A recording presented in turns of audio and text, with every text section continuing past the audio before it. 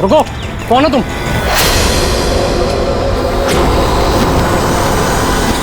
तुम नहीं नहीं, यहाँ तुम नहीं हो सकते। नहीं नहीं। ए रुक, अरे यहाँ आने की परमिशन नहीं है किसी को। वॉचमैन पकड़ो इसे। वो देखो भाग रहा है, पकड़ो उसे।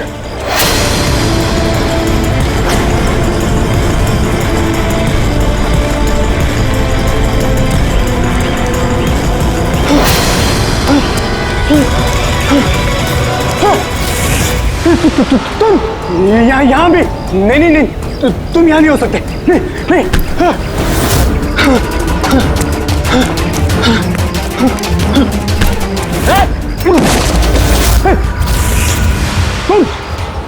तुम मेरे पीछे क्यों पड़े हो? तुम मुझे मार दोगे। अरे कौन है? रुक।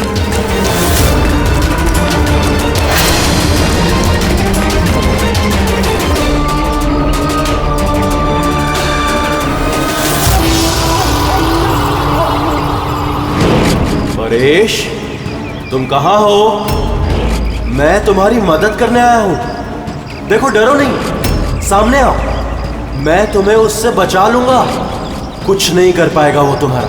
सामने आओ परेश।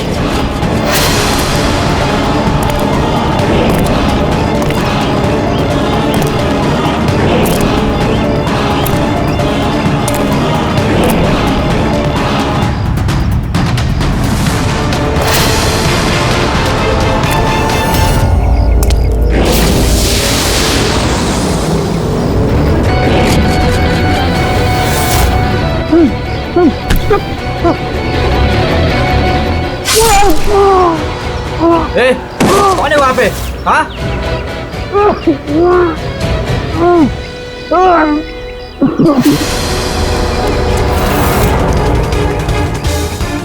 अरे क्या हुआ ये सब? अरे किसने किया? बोलो, बताओ। ठीक तो हो तुम? अरे बताओ किसने किया ये सब? इंस्पेक्टर दया।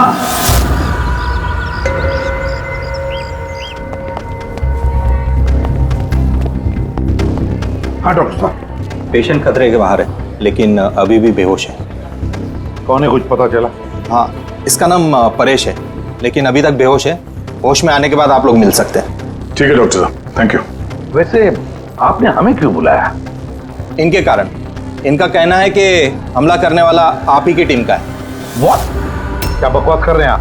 सीआईडी का काम होता है आम आदमी को मुजरिमों से बचाना, हमला करना नहीं, समझा? सब सच बकवास ही लगता है, लेकिन ये बकवास नहीं है, क्योंकि पीड़ित ने खुद मुझसे कहा है। क्या बताया उसने? किसने हमला किया उस पर, बताओ। दया। व्हाट? क्या क्या बोल क्या रहे हो? मैंने उस पर हमला किया? हाँ, उसने मुझसे यही कहा है कि आपने ही उस पर हमला किया है और आप उसे जान से मारना चाहते हो। क्या? मैं उसकी जान लेना चाहता हूँ? हाँ सर, मुझे लगता है कि आपको दया को अरेस्ट कर लेना चाहिए। हमें हमारा काम बताने की जरूरत नहीं है, समझा? मुझे पता था कि आप अपने कलीग का ही साथ देंगे। देखा, चोर चोर मौसेरे भाई। ज्यादा जज मत बन, समझा? और तुम्हारी सर्टिफिकेट की जरूरत नहीं है हमें। परेश को कैसे जानते हो तुम? मैं उसे नहीं जानता सर। तो फिर? सर, ये हमारी कंस्ट्रक्शन साइट पर हमें मिला था। हमें देखकर ऐसे बिहेव कर रहा था कि जैसे इसने कोई भूत देख लिया हो, और फिर एकदम से अंदर भाग गया। और थोड़ी देर बाद इसकी चीख हमें सुनाई दी। जब हम वहां पहुंचे तो वो बुरी तरह जख्मी हालत में पड़ा था, और उसने उसी हालत में हमें बताया कि उस पर हमला दया ने किया है। मैं एक समय पे दो जगह पे नहीं हो सकता। मैं सुबह से ब्यूरो में था। तसल्ली के लिए तुम वो सीसीटीवी फुटेज देख सकते हो, समझे? लेकिन फिर उसने आपका नाम क्यों लिया? एक काम कीजिए, अब जाइए यहाँ से, जाइए। बहुत बोल दिया। Thank you very much doctor साहब। समझ में नहीं आ रहा था, जब तुम ब्यूरो में ही थे तो फिर परेश ने ऐसे क्यों कहा कि दया ने उस पर हमला किया?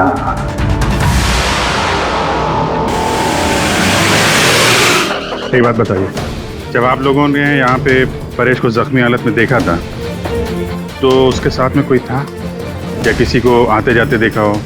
नहीं साहब, वो अकेला ही था। लेकिन सर, उसने इंस्पेक्टर दया का। पता है, उसने दया का नाम बोला। हम यहाँ वो जानने आए जो उसने नहीं बोला, समझे आप? और दया ऐसा नहीं कर सकता। सर आप इतने यकीन से कैसे कह सकते हैं कि दया सर ऐसा कुछ नहीं कर सकते हैं? जो आदमी अपनी जान दांव पे लगा के दूसरों की जान बचाता हो वो किसी का खून नहीं कर सकता। खुद से ज्यादा मुझे दया पे भरोसा है, समझे?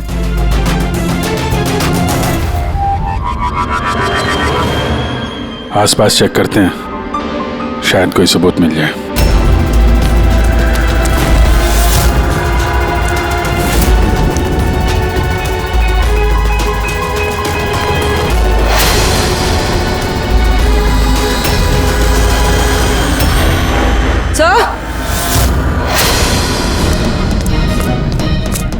सर ये देखिए। ओह नो, है कौन ये? जिंदा है। हेलो एम्बुलेंस, ये मालमणी के पास अंडर कंस्ट्रक्शन बिल्डिंग है, वहां पे भेजो जल्दी। तुम लोग जानते हो इसे? ये तो सुबह सर है, ये 2-3 बार पहले फ्लैट देखने आ चुके हैं। लेकिन सर इसे हुआ क्या है? शायद ऊपर से गिरा है।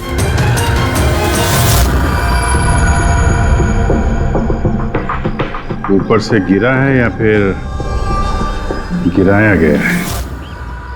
पेशेंट की कंडीशन स्टेबल है, ये बहुत जल्द होश में आ जाएगी। गुड।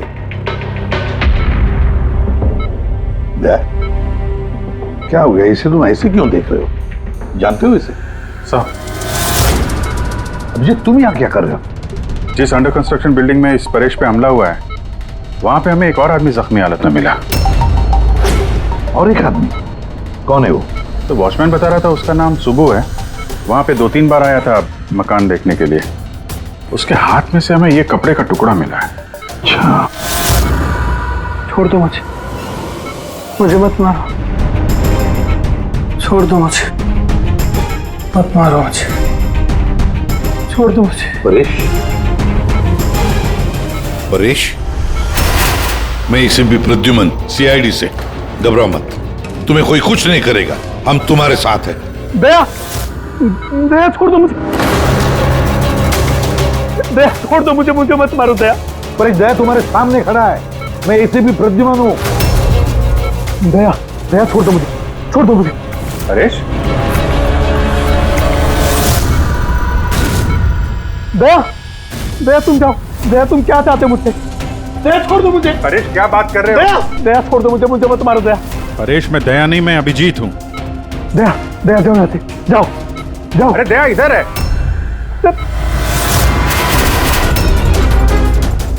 दया छोड़ दो मुझे, मुझे मत मार दो दया। परेश इधर देखो, हम पहले मिल चुके हैं, तुम जानते हो मुझे। दया छोड़ दो मुझे, मुझे मत मारो। सब दया, तुम सब दया, मुझे मत मारो। डॉक्टर, दया छोड़ दो मुझे, डॉक्टर, दया छोड़ दो मुझे, डॉक्टर साहब, देखिए ना क्या हो गया इसको? दया छोड़ दो मुझे, मुझे एक मिनट, सब दया, सब दया कुछ नहीं होगा तुम्हें, एक मिनट, सब दया हो तुम, सब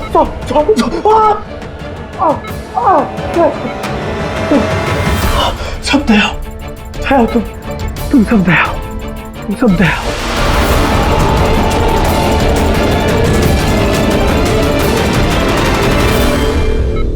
ये चक्कर है क्या? और हर किसी के चेहरे में उसे मेरा चेहरा नजर आता है। हाँ वही तो, इसलिए जब उसने उस आर्किटेक्ट को, उसके असिस्टेंट को, उस वॉचमैन को देखा तो ऐसे बर्ताव करने लगा जैसे उसने भूत देखा है। और उसके दिमाग का भूत दया तुम हो, तुम।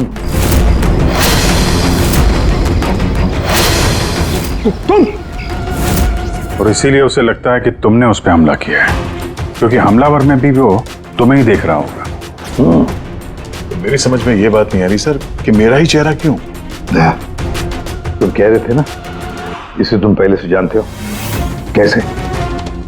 सर लगभग 15 साल पहले मैंने इसे गिरफ्तार किया था सर। हाँ, और 2 साल पहले ये जेल से छूट गया, और पिछले 2 साल में अलग अलग केस में मैंने इसे 2 बार अरेस्ट किया सर। अभिजीत, ये परेश पुराना मेहमान है दया का। और परेश पे हमला किया किसने और क्यों?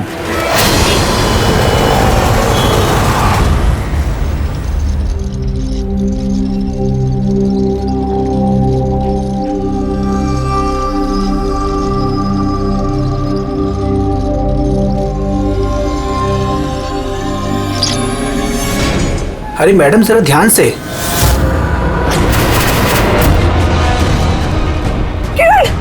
कौन किरण? मैं कोई किरण नहीं हूँ। अरे क्या कर रही है मैडम, क्या कर रही हैं आप? आपको कुछ गलतफहमी हो रही है मैम। अरे मैडम, आप ठीक तो हो ना? किरण? कौन किरण?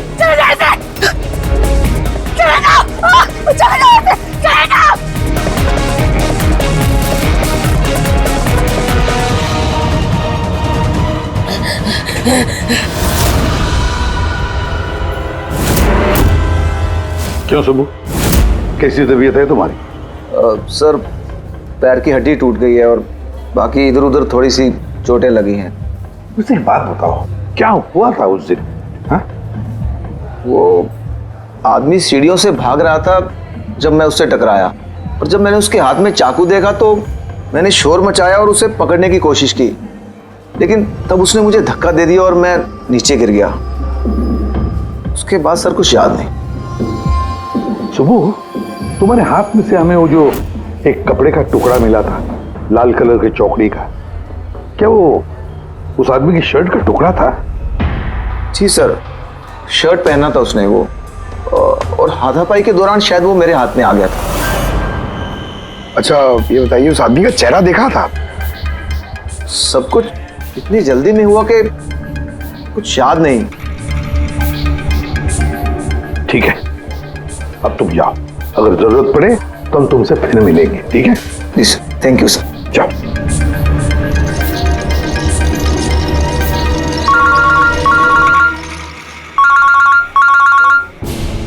आ गया? क्या? कहां पर?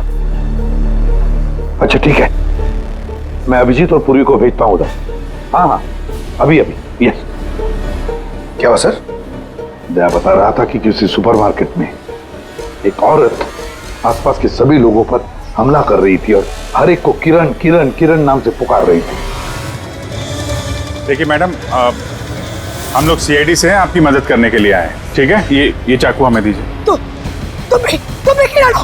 देखिए मैडम, मैं किरण नहीं हूँ, मैं इंस्पेक्टर अभिजीत हूँ। मैं तुम्हें भी जान से मार दूंगी। मैं नहीं छोड़ूंगी। आप प्लीज नहीं छोड़ूंगी। चाकू रखिए।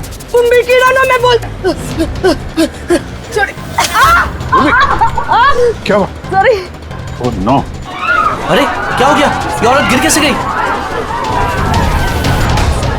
क्या हुआ? हटिए, आजा। एक्सक्यूज मी, हटिए, पीछे हटिए। एक मिनट पीछे आइए।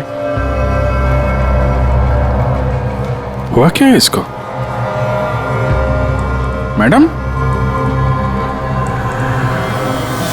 सुनिए। क्या हुआ इसे? मैडम, सर ये तो मर चुकी है। क्या? इसके शरीर में टेट्राकोटॉक्सिन या ब्यूरारे नाम का जहर इंजेक्ट किया गया था, जिसकी एक बूंद भी जानलेवा हो सकती है। मगर ये जहर तो हमारे देश में आसानी से नहीं मिलता ना? सिर्फ उसे ही मिलता है जो बड़ा रिसर्च कर रहा हो। तो भगदड़ में किसी ने वो पॉइजन इसे इंजेक्ट कर दिया। मगर एक काम करो, इस हादसे के वक्त का जो सीसीटीवी फुटेज है ना, वो अच्छी तरह से चेक करो। खूनी की तस्वीर उसी में मिलेगी। सर। और सर, इस परेश का क्या? इसे हर जगह मैं ही क्यों दिखता हूँ? सालू के साहब, मुझे तो ये केमिकल की बहुत बड़ी गड़बड़ लग रही है। ठीक है फ्रेडी, बस ये वाकई किसी खास केमिकल की वजह से, क्योंकि मुझे इसके और परेश के दिमाग में एक अलग किस्म का केमिकल मिला है। तुम्हारे कहने का मतलब है कि इसी केमिकल की वजह से इन दोनों का बर्ताव एक जैसा और एक ही चेहरा इन दोनों को दिखता है। हाँ बस, और मैं इस केमिकल को और डिटेल में समझने की कोशिश कर रहा हूँ। मतलब जब तक इस परेश के दिमाग पर इस केमिकल का असर रहेगा, हमें कोई जवाब नहीं मिलेंगे। और अभिजीत, ये कपड़े का टुकड़ा जो आपने हमें दिया था, इसमें से भी हमें कुछ मिला है। कमाल है तारिका जी, आज तो फोरेंसिक में एक के बाद एक सबूतों का खजाना हाथ लग गया है। क्या मिला क्या आपको? ये कॉटन का कपड़ा है और इसके रेशों में आटे के कुछ ट्रेसेस मिले। आटा? सिर्फ आटा? सिर्फ आटा। हाँ वाकई खजाना तो हाथ लगा है। आटा। सर ये फोटोग्राफ है सर। ये जितने भी लोग हैं इनमें से किसी ने उन्हें पॉइजन का इंजेक्शन दिया सर।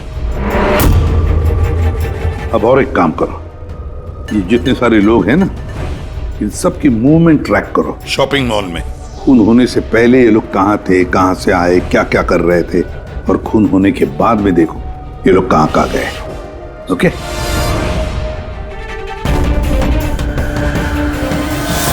सर मैंने इस औरत का बैकग्राउंड चेक किया। इसका नाम शिप्रा है। ये एक हाउसवाइफ थी। सर परेश तो फिर भी एक मुजरिम है, उसके कई दुश्मन हो सकते हैं, लेकिन इसकी किससे क्या दुश्मनी हो सकती है? वजह तो कुछ भी हो सकती है पूर्वी, लेकिन एक बात कॉमन है शिप्रा और परेश के बीच में, उन दोनों के ब्रेन में वही केमिकल मिला है। तो उन दोनों का दुश्मन भी एक ही हो सकता है। इस किरण के बारे में क्या पता चला? सर किरण शिप्रा का पति था और 2 साल पहले ही उसकी मौत हो चुकी थी।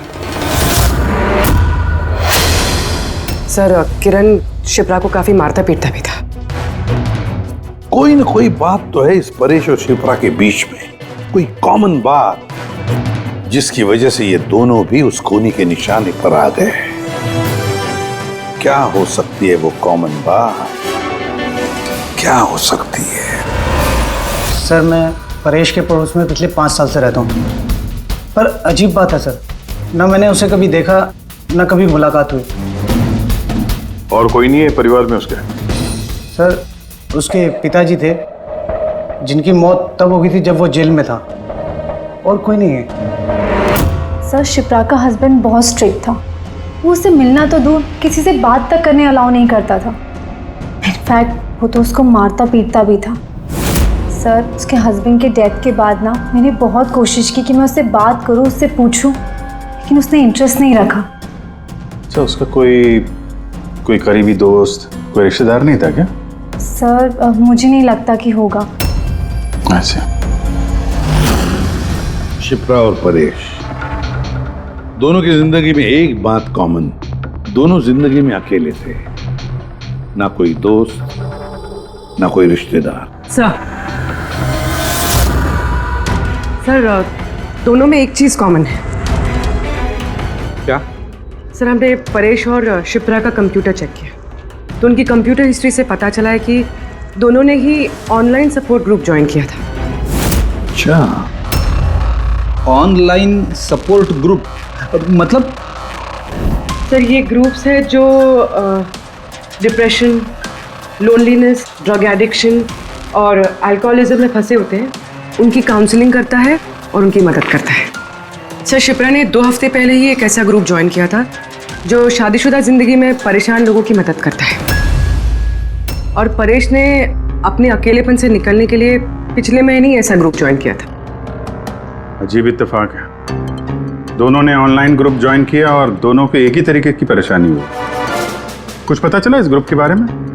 सर हमारा साइबर एक्सपर्ट राज इस ग्रुप को ट्रेस करने की कोशिश कर रहा है, जल्दी कुछ पता चल जाएगा। सर सर शिप्रा का खून इसी आदमी ने किया। जिस वक्त उसका खून हुआ था उस वक्त जितने भी लोग मौजूद थे, ये सबसे ज्यादा अजीब है सर। जिस वक्त अभिजीत सर और पूर्वी सुपरमार्केट पहुंचे थे, ठीक उसी वक्त ये आदमी वहां पहुंचा था सर, और भीड़ में घुस गया था, और जब शिप्रा की मौत हुई तो फटाफट वहां से भाग गया। रेडी, काम करो, हमारा डेटाबेस चेक करो, शायद इसके बारे में कुछ पता चले, कोई लीड मिल जाए। इसका मतलब है सर ये खूनी सुपरमार्केट में कुछ खरीदने नहीं बल्कि शिप्रा को मारने के लिए आया था।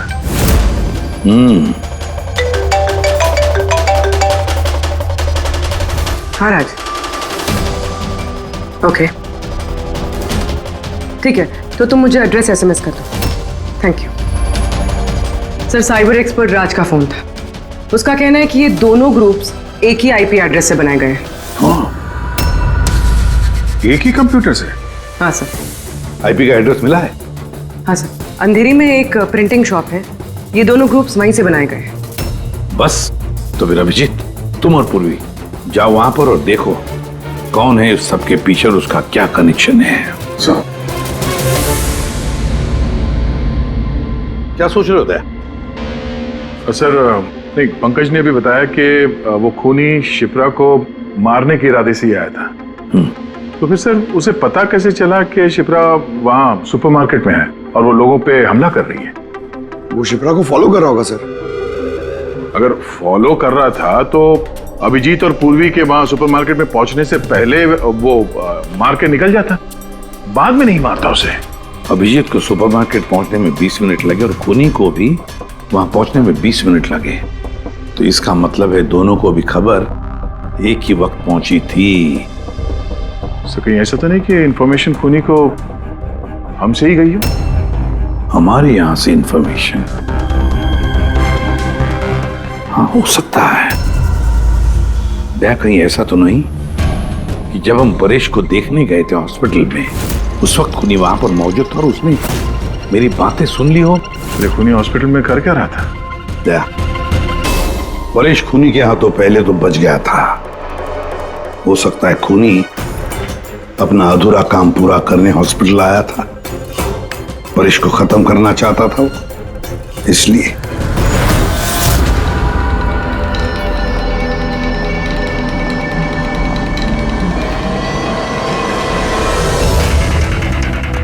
डॉक्टर साहब, क्या आपने इस आदमी को देखा है?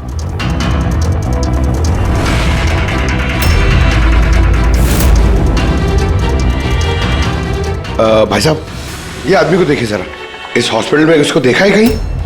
हाँ हाँ, इसको तो मैंने देखा है। कहाँ देखा है? वहाँ वेटिंग रूम में।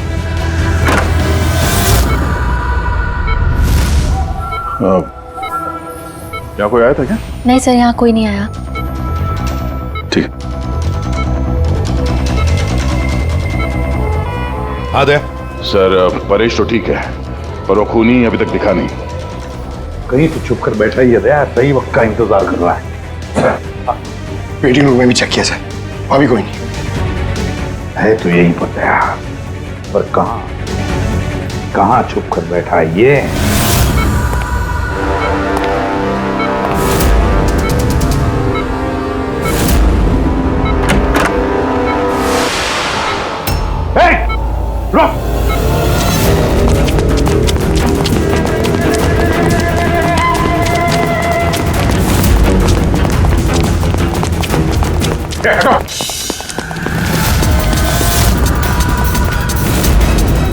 कहाँ भागोगे?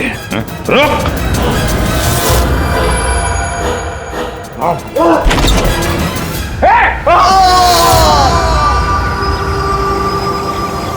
My God! हाँ भाई, क्या मिला?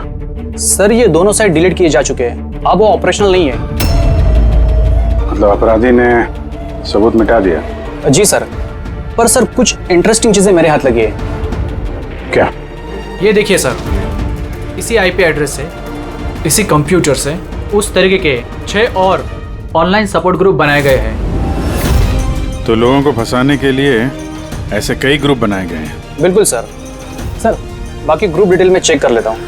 मतलब सर, परेश और शिप्रा के अलावा और भी कई लोग हैं जिन्हें इन लोगों ने फंसाया है। मगर सर, मकसद क्या हो सकता है इस तरह से साइट बना के लोगों को टारगेट करने का? वही केमिकल से रिलेटेड कुछ होगा। ये कुछ मिला रजिस्टर में? हाँ सर। सर, पिछले 3 महीनों में 85 लोगों ने एक कंप्यूटर यूज किया है। सबकी डिटेल्स चेक करनी पड़ेगी। ठीक है सर, ये देखिए, 6 में से 5 ग्रुप डिलीट किए जा चुके हैं, लेकिन अभी भी एक सपोर्ट ग्रुप एक्टिव है और अभी भी उसे कोई ऑपरेट कर रहा है। Enhancing the life of lonely people, मतलब साफ है, ग्रुप बनाया जाता है, तना लोगों को फंसाया जाता है और बाद में ग्रुप डिलीट। तो अब उन्हें एक और शिकार की जरूरत है। एक आइडिया है पूरी? कुछ पता चला इस आदमी के बारे में? फिलहाल तो कुछ नहीं। वॉलेट के अलावा इसके पास कुछ भी नहीं मिला है, मोबाइल फोन तक नहीं। तो हमारे पास कोई सुराग नहीं है। दया, ये केस दिखता उतना सिंपल नहीं है, बहुत बड़ा षड्यंत्र है ही है। कई सारे लोग इसमें इन्वॉल्व हैं। ये तो इस खेल का मोहरा लग रहा है सर, वो भी भाड़े का।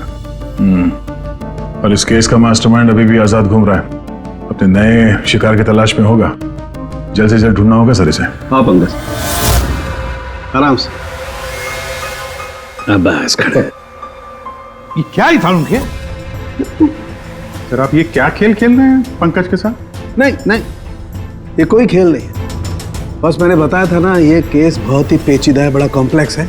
याद है ना मैंने बताया था उस परेश के और उस शिप्रा के दिमाग में मुझे एक अलग तरीके का केमिकल मिला था। हाँ, मैंने उस केमिकल को रिप्लिकेट किया और इस पंकज के शरीर में इंजेक्ट कर दिया।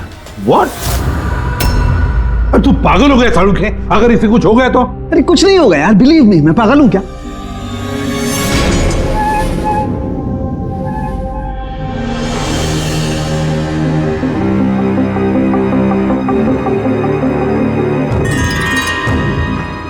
पंकज, अब आंखें खोलो, देखो तुम्हारे सामने कौन खड़ा है। तो फ्रेडी सर है। ग्रेट, ये फ्रेडी सर है ना? अब इस तरफ देखो पंकज, यहां कौन खड़ा है?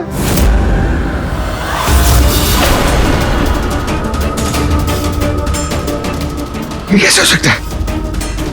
ये इधर फ्रेडी सर, यहाँ फ्रेडी सर। मतलब शाहरुख है, ये परेश और शिप्रा के साथ यही हो रहा? सर बंद कर। बस बस, पट्टी लगा लो, पट्टी लगा लो बस।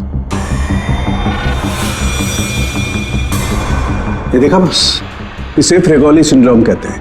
इस सिंड्रोम में इंसान को एक ही चेहरा हर चेहरे में दिखाई देता है। उस इंसान का चेहरा जिसे या तो वो सबसे ज्यादा नफरत करता है या जिससे सबसे ज्यादा डरता है। पंकज, मुझसे इतनी नफरत करता है तू? अरे सर, आपसे नफरत थोड़ी करता हूँ सर, आपसे तो मैं डरता हूँ। पंकज को मैंने इस केमिकल का बहुत थोड़ा सा डोज दिया, इसीलिए इस पर वैसा असर नहीं हुआ जैसा शिप्रा पर और परेश पर हुआ था। परेश और शिप्रा को तो इतना हैवी डोज दिया गया था कि उनके दिमाग पर गहरा असर हुआ और साइकोसिस लेवल पर पहुंच गए। इसलिए दोनों ऐसा रिएक्ट कर रहे थे जैसे सामने भूत दिख गया हो। तो इसका मतलब जैसे जैसे परेश के दिमाग से ये केमिकल का असर कम होगा, नॉर्मल हो जाएगा और हमें अपराधी तक पहुंचने का जरिया मिल जाएगा। हो सकता है, लेकिन दावा नहीं कर सकते। और हाँ, हम ये भी नहीं कह सकते कि इस केमिकल का असर कितने दिनों में खत्म होगा।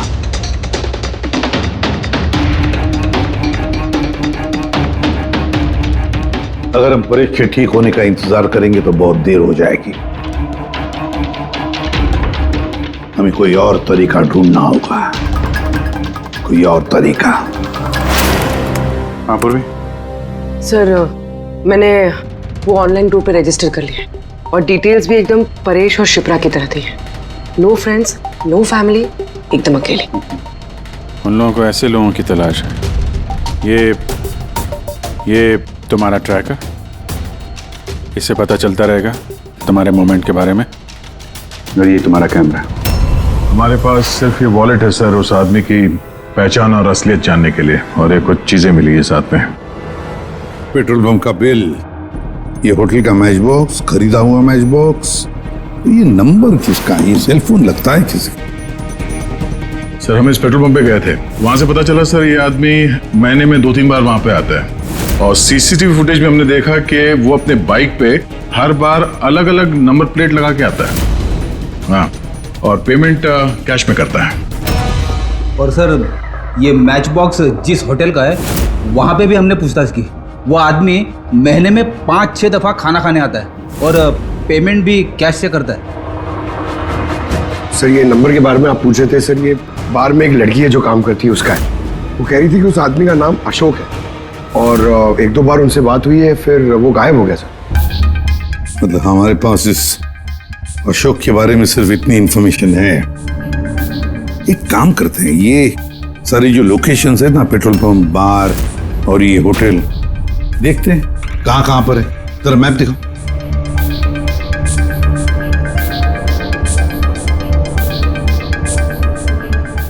ये वो जगह है जहाँ पे वो पेट्रोल पंप है।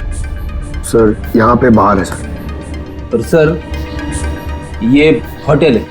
बार, ये होटल, पेट्रोल पंप। दया सर ऐसे नहीं लगता तुम्हें? देखो ना कि सारे के सारे लोकेशंस 1 किलोमीटर के दायरे में है यहाँ से। हो सकता है सर उसका घर या ऑफिस इस जगह के आसपास ही कहीं। Are you ready? I'm ready, sir. चल। चलो। हाँ। सर मैं रेडी। अरे वाह, बहुत अच्छा गेटअप है। इसके घर का क्या किया? सर पूर्वी के लिए भाड़े पे 1 हफ्ते के लिए घर लिया। I mean, अल्पा के लिए। अल्पा, ठीक है, गुड। लेकिन पूर्वी, चौकन्ना रहना। उनका पहला कदम क्या होगा हमें पता नहीं है। Yes. Good luck. Thank you sir. अब एक काम करते हैं, इस 1 किलोमीटर के दायरे में इस अशोक का फोटोग्राफ दिखाते हैं, सबको दिखाते हैं। शायद कोई निकले जो इसको जानता हो।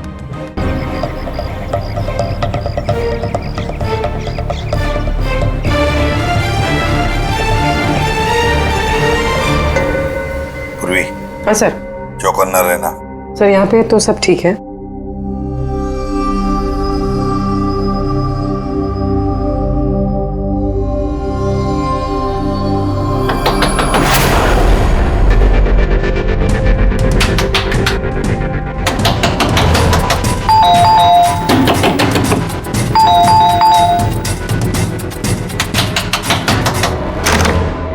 जी कहिए। वो मेरे पीछे ना कुछ गुंडे पड़े, मैं अंदर आ सकती हूँ प्लीज?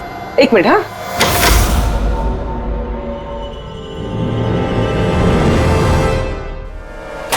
हाँ जल्दी आओ। क्या क्या क्या हुआ क्या तुम्हें? अरे ये तो आदिति है, शिप्रा की पड़ोसन। वो एक्चुअली मेरे पीछे कुछ गुंडे पड़ गए थे, मुझे समझ नहीं आ रहा था, इसलिए मैं आपके घर आ गई। कोई बात नहीं। Thank you miss. अल्पा। और तुम? अदिति। बैठो। अब प्लीज मुझे 1 गिलास पानी देंगे प्लीज? अभी लाती हूँ।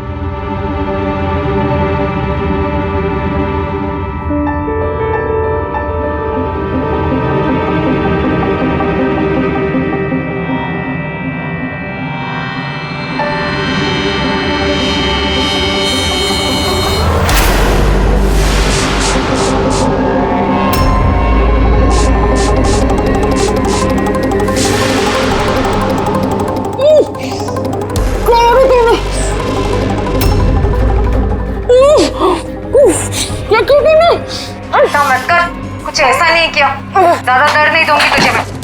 पूर्वी,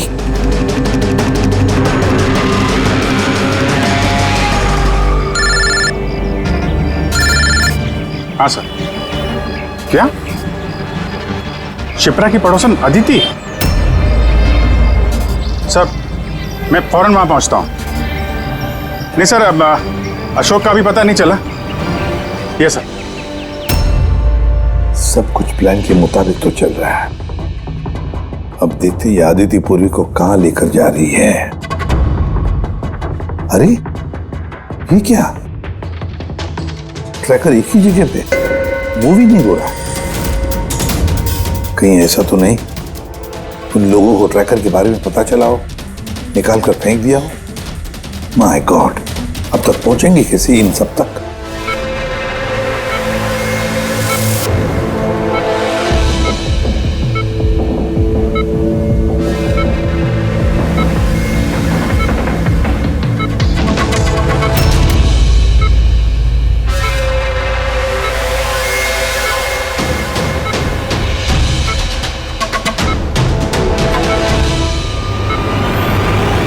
चलो, तुम्हारे दवा का वक्त हो गया है, अब अच्छे बच्चे की तरह दवा लो। और तुम बिल्कुल भी टेंशन मत लेना, तुम्हें ज्यादा दर्द नहीं दूंगी। कौन हो तुम? छोड़ो मुझे, छोड़ो मुझे। चिंता मत करो, मैं तुम्हें दर्द नहीं दूंगी। छोड़ो मुझे।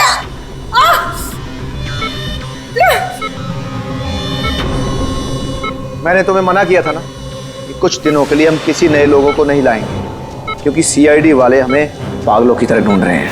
हमारी कोई भी लापरवाही हमें बहुत महंगी पड़ सकती है। सर अदिति का घर बंद था, दरवाजा तोड़ के हम लोग अंदर भी घुसे पर कुछ हाथ नहीं लगा सर। इस अशोक का भी कुछ पता नहीं चल रहा है। सर ऐसा लग रहा है हमारे लिए सारे रास्ते बंद हो गए। नहीं फ्रेडी, हमारे लिए कोई रास्ता बंद नहीं होता, हम सीआईडी वाले रास्ता बनाते हैं। सर वो लोग कहीं पूर्वी को केमिकल इंजेक्शन ना दे दे। नहीं, कुछ नहीं करेंगे वो लोग, पूरी को कुछ नहीं होगा। कोई तो बात हम मिस कर रहे हैं, कोई तो बात है जो हमसे छूट रही है, पर क्या क्या हो सकती है वो बात? सर वो कपड़े का टुकड़ा जो हमें सुबह के हाथ में मिला था, उसके रेशे में आटा मिला था हमें। हाँ सर, आटा। जब मैं अशोक के बारे में रोड पे लोगों से पूछ रहा था, हाँ, तो वहां पे मैंने एक आटा की चक्की देखी थी और उसके पीछे एक पुरानी बिल्डिंग भी है। तो फिर जरूर वो आदमी जिसने परेश पर हमला किया उस आटे की चक्की के आसपास ही रहता होगा, इसीलिए तो उसकी शर्ट पर आटा आ गया। तो ये भी तो हो सकता है कि परेश पे हमला करने वाला अशोक ही हो। सर वो कपड़े का टुकड़ा भी अशोक का ही हो सकता है। ये भी हो सकता है कि परेश पे हमला करने वाला और ये अशोक दोनों एक गैंग के लिए काम करते हो और वो गैंग आटे के चक्की के आसपास होगा। सबके सब आटे के चक्की के आसपास ही हो गया अभिजीत, और पूर्वी को भी उस चक्की के आसपास ही रखा होगा।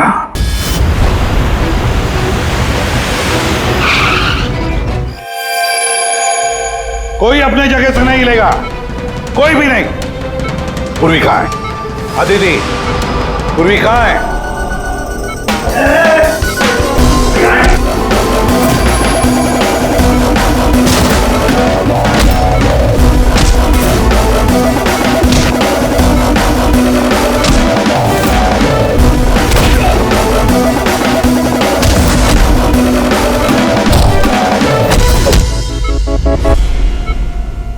सब नर्सेज और डॉक्टर इस तरफ आ जाओ। चले, चलो तुम भी जल्दी। डॉक्टर अदिति, पूर्वी कहाँ है? पूर्वी कहाँ है?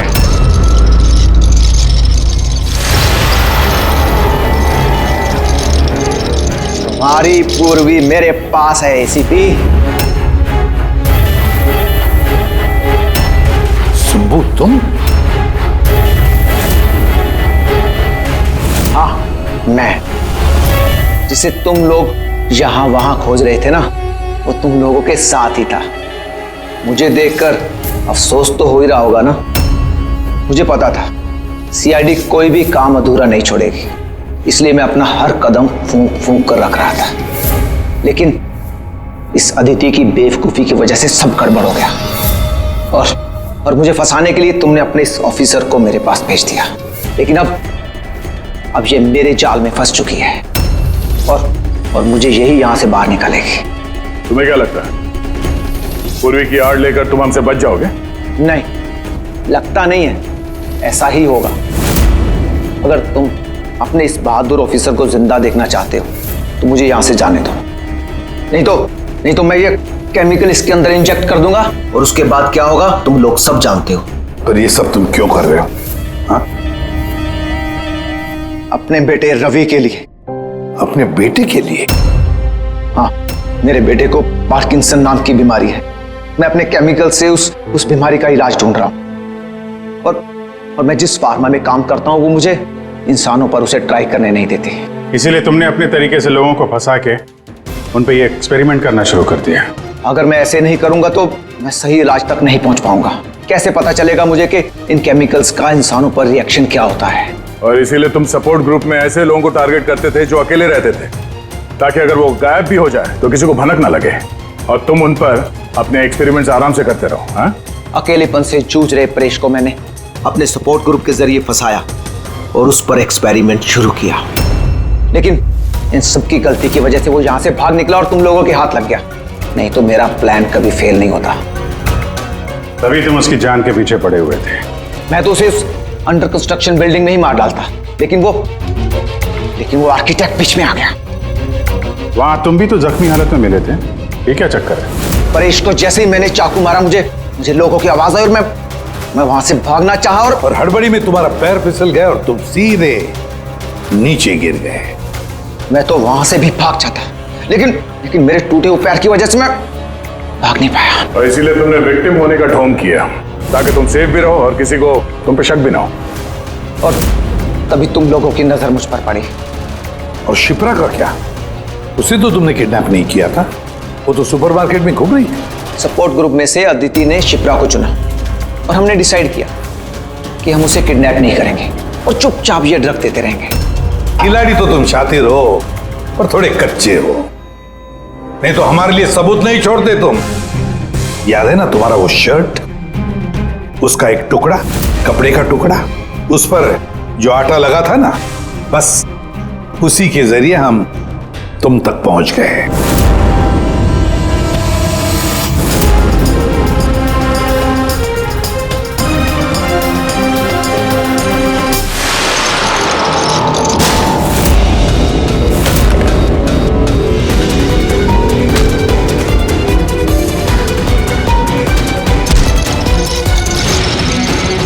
पूर्वी,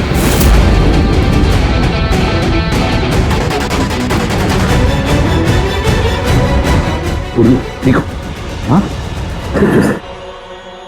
क्या किया तुमने सुब्बू? कभी सोचा है? हाँ? अपने बेटे को बचाने के लिए तुमने न जाने कितने लोगों की जान दांव पर लगा दी, पर यह नहीं सोचा ना कि सही क्या है, गलत क्या है। तुम्हारे बेटे को तो हम अच्छी से अच्छी ट्रीटमेंट दिलवाएंगे, मगर तुम्हें जेल की सलाखों के पीछे बिठा देंगे। शायद फांसी का ऑर्डर भी आ जाएगा तब तक।